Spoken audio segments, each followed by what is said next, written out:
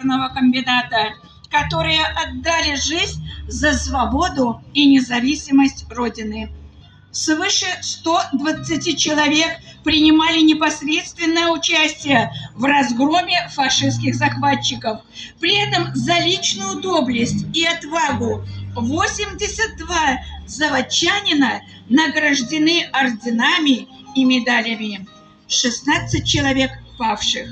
В память о погибших в годы Великой Отечественной войны, в память о тех, кто остался навечно молодым, в память о ветеранах, узниках, не доживших до сегодняшнего дня, объявляется минута молчания.